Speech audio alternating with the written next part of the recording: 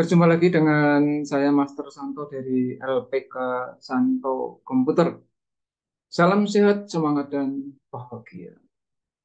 Pada pelatihan Microsoft Word bagian yang ke-65 dan sekaligus juga video saya yang ke-915 di channel ini, kita akan merapikan surat lamaran pekerjaan yang telah kita buat.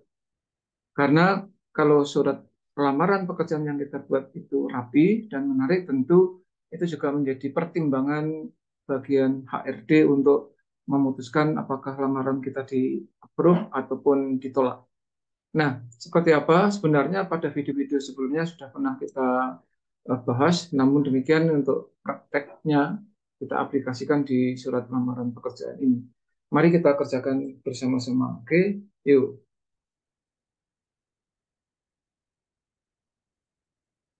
Iya, di hadapan kita ini telah tertayang dua lembar eh, file. Yang pertama adalah surat lamaran pekerjaan seperti yang ini. Kemudian yang satunya adalah file data lamaran pekerjaan yang seperti ini. Nah, dari kedua buah file ini sebenarnya untuk data ini tidak perlu kita tampilkan juga tidak ada masalah. Tetapi untuk kebutuhan apabila nantinya kita perlu memunculkan aman gitu ya. Sekarang kita fokuskan kepada surat pekerjaan yang ini. Oke, coba perhatikan di tampilan itu. Pada waktu kita melamar itu biasanya si bagian HRD mensyaratkan agar kita menampilkan atau memunculkan mengetikkan surat lamaran itu dalam format eh, Microsoft Word dengan jarak spasi 1 atau 1,5. Kemudian yang kedua juga supaya rapi, rata kiri, rata kanan. Nah, berdasar dua hal itulah maka kita pedomani dengan 1,5 spasi. Maka langkah yang pertama kali kita lakukan agar naskah atau file surat lamar ini rapi, pertama kali Anda tekan Ctrl A, yaitu select all. Setelah itu Anda pilih yang namanya eh, justify yang ini nih. Ya, di dalam ribbon home, tab paragraph kita pilih justify. Sudah rapi, rata kiri dan rata kanan. Kemudian yang kedua, Anda pilih di sini, kita pilih yang 1,5 spasi. Pastikan bahwa di sini ada tanda checklist di 1,5 ini. Kemudian yang berikutnya, perihal ini antara perihal dengan kepada YTH, ini dikasih jarak 1. Ya, ini kan terlalu berimpit ya, kita enter. Nah, semacam ini minimal sekian. Kemudian sebenarnya kalau Anda mau agak turun sedikit seperti ini juga boleh, tidak masalah. Kemudian yang kedua, di kepada YTH nama pimpinannya, jabatannya, lalu divisinya, kemudian perusahaannya, itu eh, semacam ini. Lalu di sini boleh Anda enter supaya jaraknya juga rapi. Nah, lalu baru kita formatnya kita setting.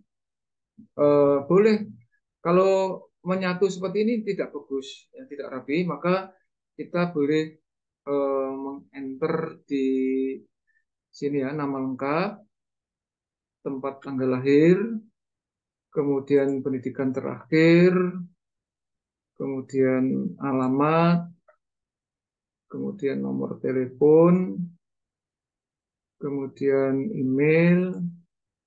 Nah, ini yang barusan saya enter ini, mulai blok yang ini boleh kita buat agak menjorok ke dalam dengan menekan increase indent semacam ini. Itu.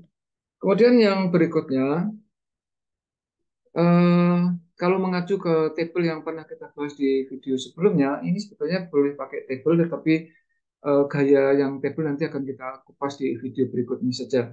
Yang ini Anda boleh menggunakan variasi yang namanya tab di sini.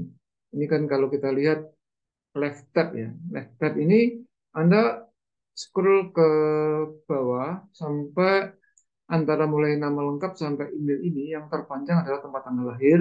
kita kasih left tab di sini. Itu nanti untuk menentukan titik duanya juga boleh pakai ini. Nah, maka titik dua di sini Anda boleh tekan tombol tab, terus nama ini juga tab. Di sini titik dua tab, ini juga tab, kemudian ini tab, ini juga tab. Kemudian titik dua yang ini semua di tab semacam ini. Ini gaya yang lain daripada yang sebelumnya kita pakai table. Boleh ya, gaya ini. Rapi juga ya, perhatikan. Semacam itu. Tetapi kelemahan dari gaya yang ini, kalau misalnya ini agak kurang ke dalam, tentu left tab ini juga harus disesuaikan. Untuk sementara kita terima itu, ya. Namun nantinya Anda boleh menindaklanjutinya atau dengan variasi yang berbeda. Nah, kemudian ini sudah, dengan ini bla bla bla sampai ini cukup.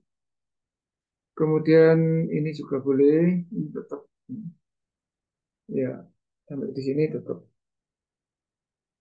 Kemudian terima kasih telah mempertimbangkan lamaran saya. Ini di enter. Setelah titik ini di enter supaya rapi. Lalu hormat saya ini juga boleh di enter. Dikasih space secukupnya agar kita bisa membutuhkan tanda tangan di antara hormat saya dengan nama Anda di situ. Sedangkan yang saya blok kuning ini karena nanti itu berwujud tanda tangan ini boleh kita hapus. Ya, ini kita hapus saja. Ya, semacam ini. Ya. Usahakan eh, satu lembar ini cukup, jadi tidak perlu kita menggunakan lebih dari satu lembar, ya. Tidak perlu. Tetapi kalau kita perhatikan di pojok kiri bawah itu ada page one of two. Nah, maka kita bisa menyimak ada apa di bawah nama Anda itu dengan di dalam ribbon home itu ada tab paragraf, icon, show or hide ini Anda klik. Sebenarnya ini akan muncul. Ini muncul di sini. Sebenarnya Anda dari sini langsung tombol delete aja nggak masalah. Nanti tanda show or hide ini akan hilang kalau kita tekan tombol delete di sebelah kanan nama ini. Delete ya. Ya sudah, selesai. Sehingga sekarang bukan lagi page one of two, tetapi sudah page one of one. Lalu ini kita boleh kita sembunyikan lagi.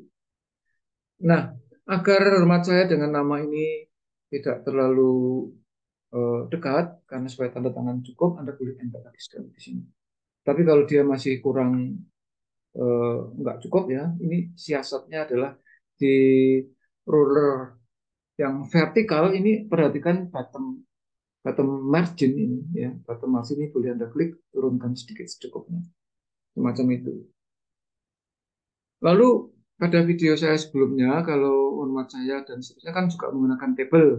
Itu nanti kupasannya akan kita kupas di video berikut saja ya. Yang ini kita terima terlebih dahulu supaya Anda juga punya semacam opsi ya. Opsi yang terpilih adalah yang kemarin saya menggunakan table tiga kali satu untuk yang di bawah di sini. Sedangkan yang ini kita menggunakan table 4 kali 6 ya. Itu nanti akan saya kupas di video berikutnya saja. Tapi yang ini kita selesaikan supaya Anda punya opsi. Nah, untuk hormat saya ini, kalau menggunakan yang model seperti ini, tanpa table, ini kita blok saja. Kemudian kita scroll ke bawah sampai dia berimpit dengan ruler ya. Nah, ini kalau tidak bisa dinaikkan ke atas, karena ini sudah mentok paling bawah, bisa disiasati, kita enter 2 atau 3 kali sampai dia ke atas, nanti dihapus lagi. Perhatikan terlebih dulu kalau kita show or hide ini kan sudah habis di sini paragrafnya. Tetapi kalau saya atau kita enter, dia naik. Ya. Ya sudah, nanti kita hapus. Satu kali ternyata cukup, kemudian kita, nah di sini. Tujuannya apa? Supaya kita bisa membuat yang disebut right margin. Right margin ini untuk hormat saya dan nama gitu. Ini kita blok ya, mulai dari hormat saya sampai sini, shift klik. Kemudian ini kita, oh ini berarti salah. bentar, ini ada error. Kalau error Anda jangan khawatir, kita undo aja, ya kembali normal. Nah, ini salah satu eh,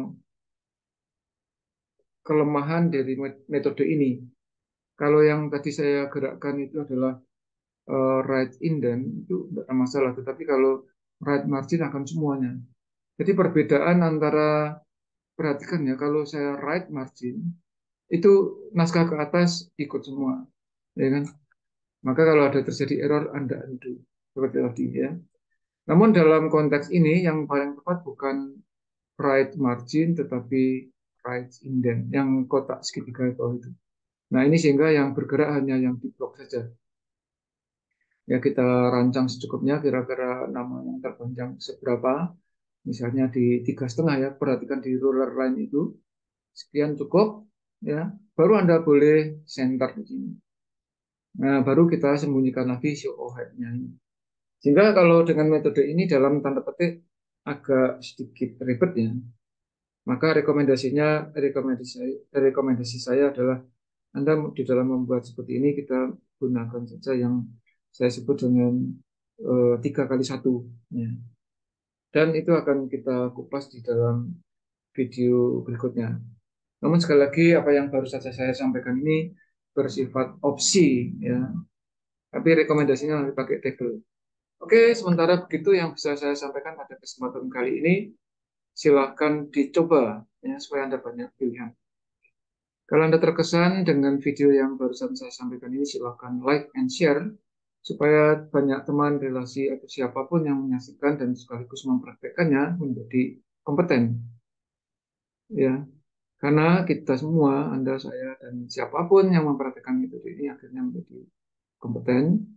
Karena hanya orang-orang yang kompetenlah yang tetap eksis di dalam situasi dan kondisi apapun. Oke, ikuti terus video-video saya. Yang belum subscribe, silahkan subscribe. Salam saya Master Santo dari LPK Santo Komputer. Tetaplah sehat, semangat, dan bahagia. Sampai jumpa.